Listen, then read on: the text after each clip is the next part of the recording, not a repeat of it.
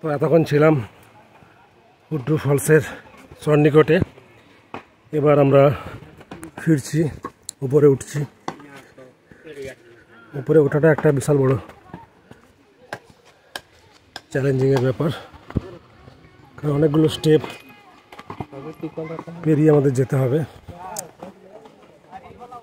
প্রায় 750টা স্টেপ আছে।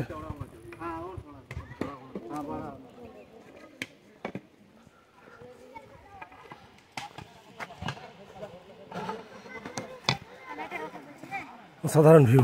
হ্যাঁ বল। এরপরই তো হলো আসল অ্যাডভেঞ্চার। সমস্ত বৃক্ষ পাথরকে ফাটিয়ে দিয়েছে গাছটা, তার খাঁজের ভেতরে ভেতরে শেকড় চালিয়েছে। এই দেখুন, বেঁচে থাকার কি অদম্য ইচ্ছে। পাহাড়ের গায়ে পাথরের খাঁজে বৃক্ষরাজি দাঁড়িয়ে আছে।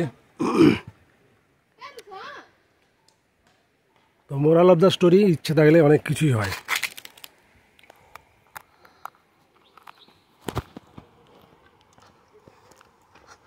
এসো।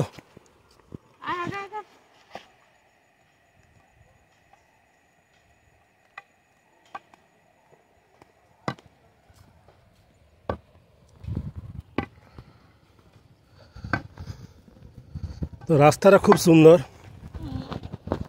একদম গ্রানাইট পাথর দিয়ে বাঁধানো রাস্তা। হাঁটা চলার জন্য কোনো সমস্যা নেই।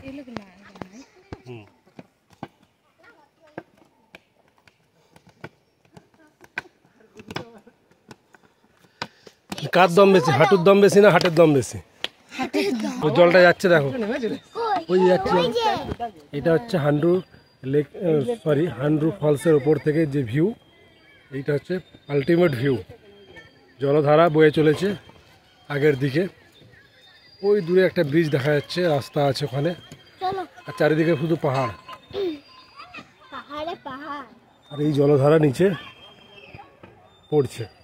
বর্ষাকালে এর সৌন্দর্য আরো ভয়ঙ্কর এবং আরো প্রাণোচ্ছল হয়ে ওঠে।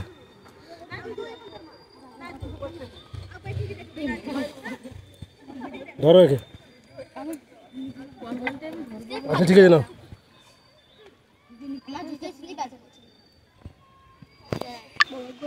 তো কেমন লাগছে নাজারা রূপসা? কেমন লাগছে? মানে এত সুন্দর দৃশ্য আমি আর আগে কোনোদিনও দেখিনি। পুরুলিয়ার থেকে অনেক ভালো না? হ্যাঁ, পুরুলিয়ার থেকে অনেক অনেক। তো যারা পুরুলিয়া করে আদিখ্যাতা করেন, তারা একবার রাঁচি ঝাড়খণ্ড ঘুরে যান, অনেক ভালো লাগবে। আমি বলছি না পুরুলিয়া খারাপ, বা পুরুলিয়াকে ছোটো করার উদ্দেশ্য নেই। পুরুলিয়াও যথেষ্ট ভালো, সুন্দর, কিন্তু এটা একটা আলাদা ভিউ, আলাদা একটা ফিলিংস থাকবে। পুরুলিয়ার থেকে অনেক অনেক অনেক অ্যাডভেঞ্চারপূর্ণ এই জায়গাটা, দেখতেও খুব সুন্দর। বর্ষাকালে আসলে আরও ভালো লাগবে। তো পুরুলিয়া একটা আলাদা সৌন্দর্য, এখানে একটা আলাদা সৌন্দর্য। নিচে যদি পড়ে যায় 30-40 ফুট নিচে, এখানে একটা স্টেপ, আবার তার নিচে আর একটা স্টেপ আছে। খুব ডেঞ্জারাস, লিখেই দিয়েছে ডেঞ্জার জোন।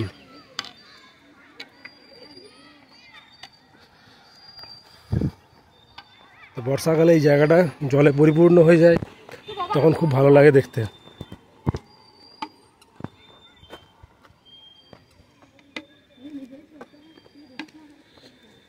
এখানে পুজো হচ্ছে আজকে, যেহেতু শিবরাত্রি। সব বাবা শিবের মাথায় জল ঢালার জন্য এসেছে।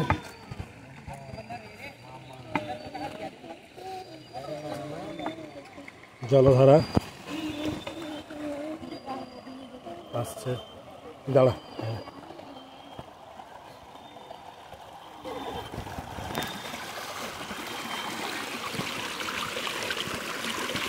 এই জলধারায় নামছে নিচে।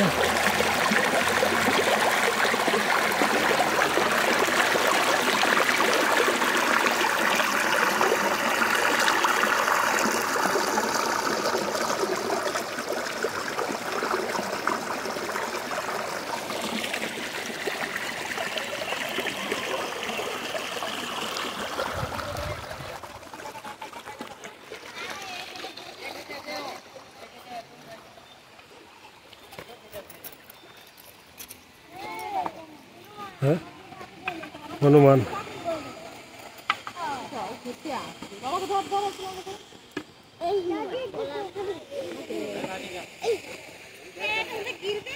ওদিক থেকে জলের ধারা নামছে।